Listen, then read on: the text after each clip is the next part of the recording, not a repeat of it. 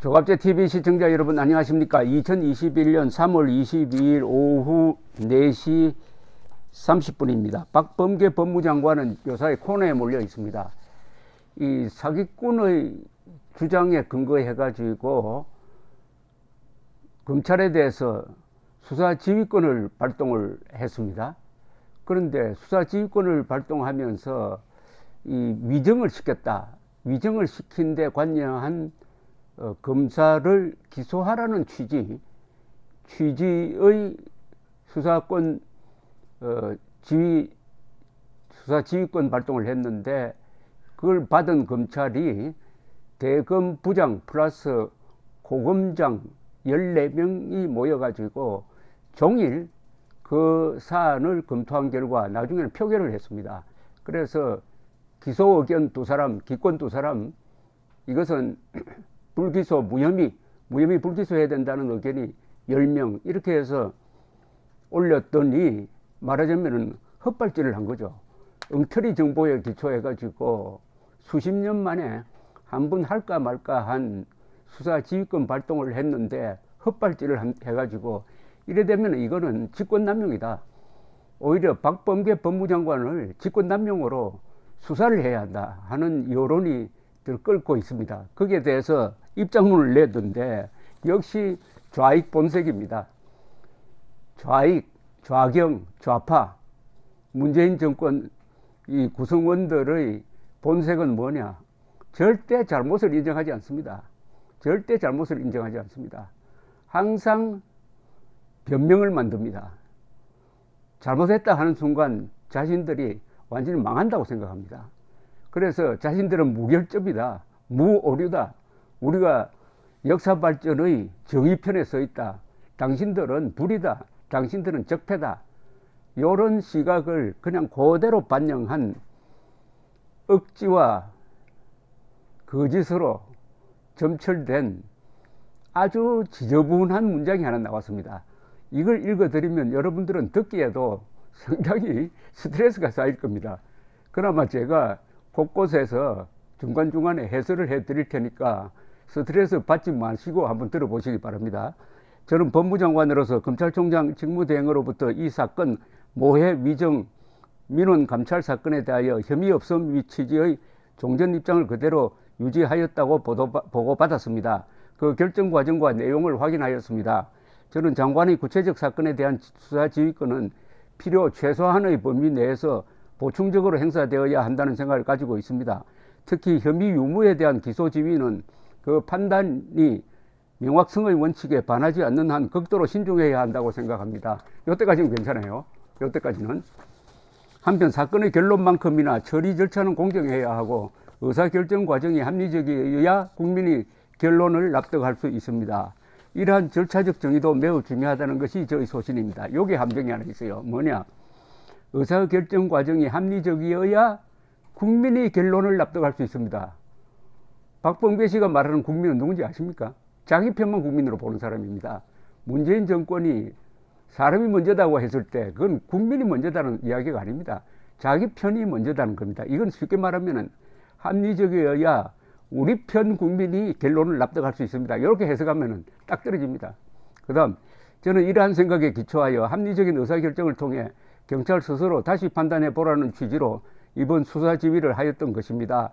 아울러 법 집행을 책임지는 법무장관으로서 자의적 사건 배당과 비합리적 의사결정을 바로잡을 필요가 있다는 점도 고려하였습니다. 작년에 법무부는 민원 내용의 심각성을 고려하여 대검 감찰부로 사건을 이첩하였습니다. 그러나 대검은 인권부를 통해 서울중앙지검 인권감독관이 최초 조사를 하게 되었고 의욕적으로 사건을 조사하던 검사를 교체하는 등 실체 진실 발견에 소극적이었습니다. 그 후 몇몇 대검 연구관들로 구성된 회의에서 이 사건을 무혐의 취지로 종결하였습니다. 대검에서 밝힌 간결한 이유만으로는 국민적 관심이 집중된 이 사건의 무게를 제대로 살폈는지 납득하기 어려웠습니다. 여기 또 함정이 하나 나옵니다. 국민적 관심이 집중되었대요. 아니, 이 사건에 무슨 국민적 관심이 집중되었습니까?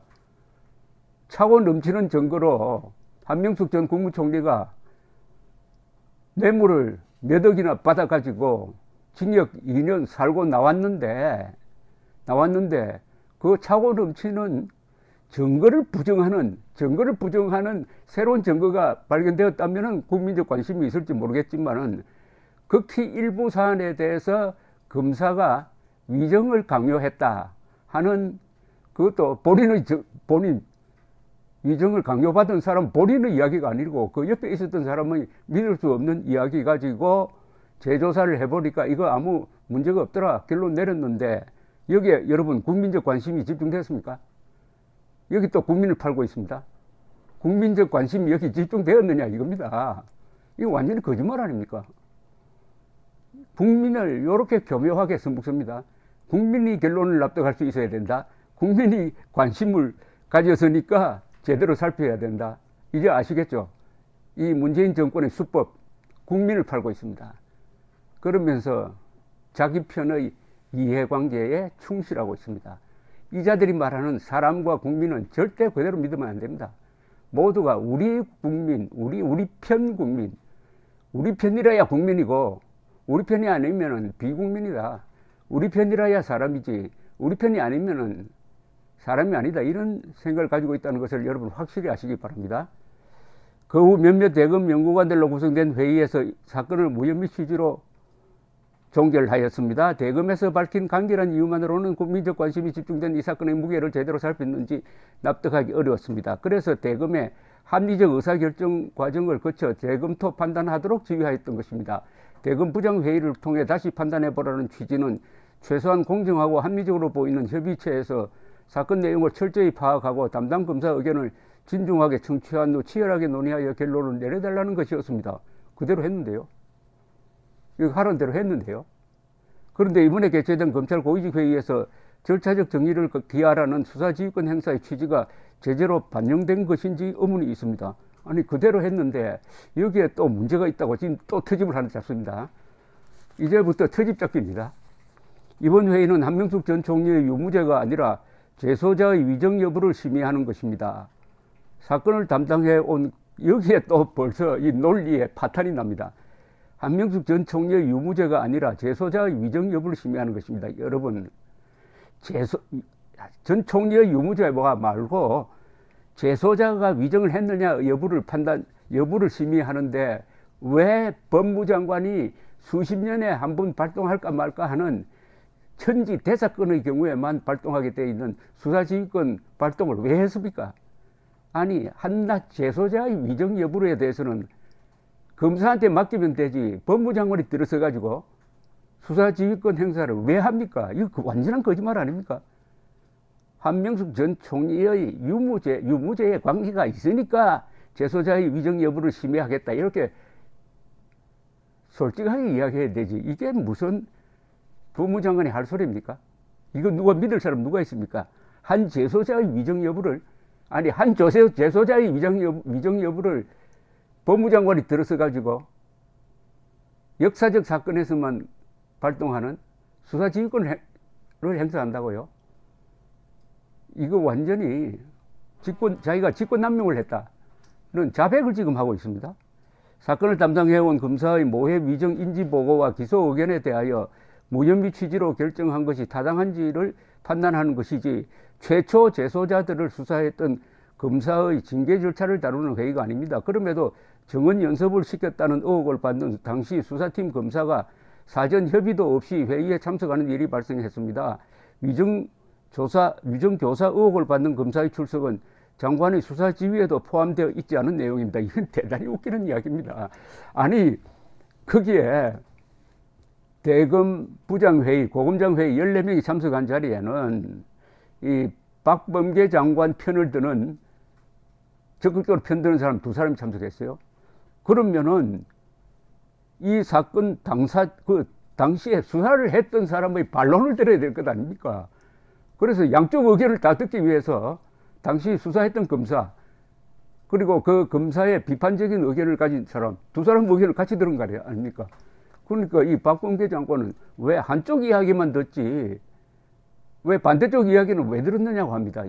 이런 자가 판사를 했답니다. 이런 자가 판사를 하니까 억울한 젊은이 3사람을 감옥 살해해가지고 그런 오판을 한 거 아닙니까? 오판을. 어떻게 그런 오판을 한 사람이 법무장관이 임명이 됩니까?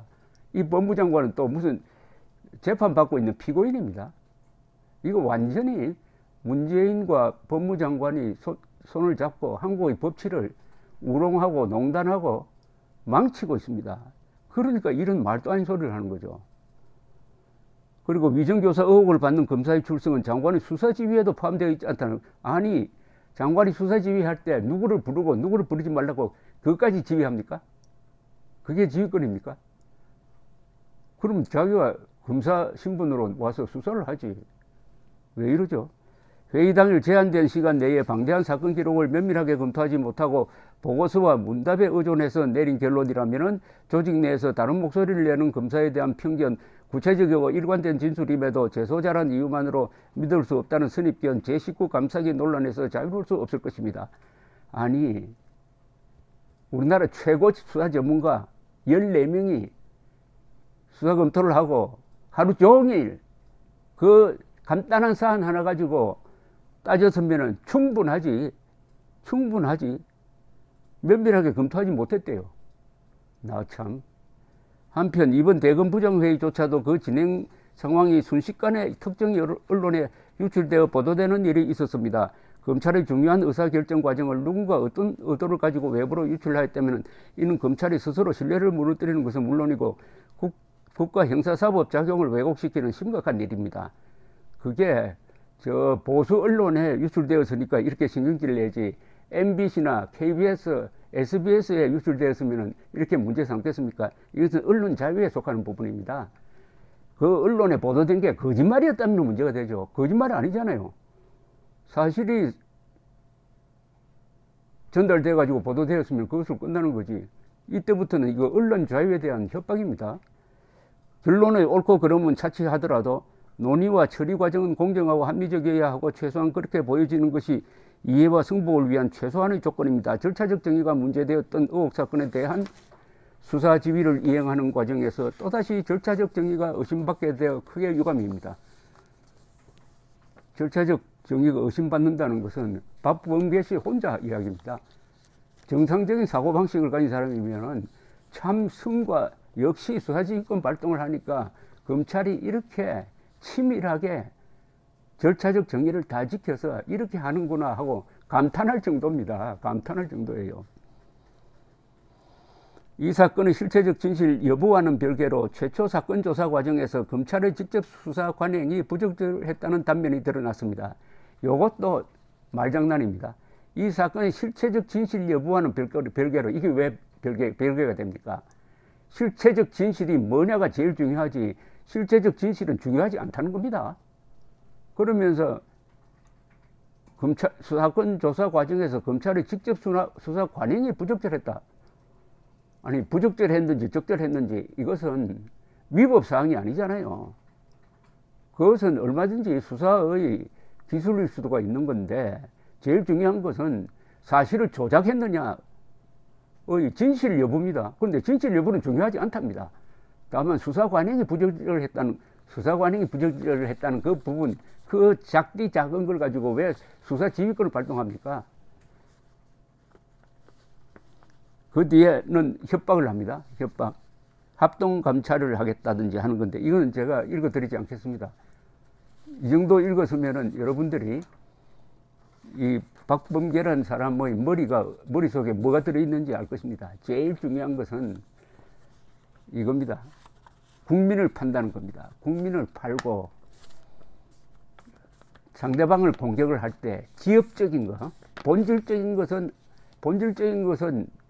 상대를 했다가는 100점 100패니까 그것은 건드리지 않고, 저 본질적인 것은 뭐냐, 실체적 진실이 뭐냐는 겁니다.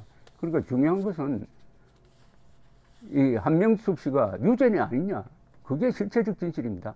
그것을 먼저 가려놓고 그 다음에 지연말단적인 요 부분에 대해서 들여다보는 건데, 그거는 유무죄는 또는 실체적 진실은 그거는 소환하지 않고 요 절차상의 문제가 있다는 겁니다. 그도 말씀드리지만 절차상의 문제 가지고 왜 법무장관이 났습니까? 이게 다 직권남용 수사해야 된다는 이런 식으로 코너에 몰리니까 들고 나온 이 말장난인데, 또 이것 가지고 얼마나 많은 전문가로부터의 비판을 받겠습니까? 이렇게 해서 헤어날 수 있다고 보십니까? 이제 감찰하겠다로 끝났어요. 감찰하겠다. 아니, 수사지휘권 발동해놓고 수사지휘권이 안 먹히니까 그 다음에 보복수단으로 내가 가진 감찰권을, 이건 무슨 어린아이들, 그 초등학생들도 이렇게 지저분하게 싸우지는 않습니다. 참, 법률기술자, 한국의 법률가가 부족한 건 다 알겠는데 법률기술자도 어떻게 이런 3류, 4류 법률기술자가 법무장관을 하고 있는지, 이 역시 정권을 바꾸지 않으면은 한국의 이 법치는 세계에서 조롱거리가 될 판입니다. 국가적 수치입니다. 이거는. 감사합니다.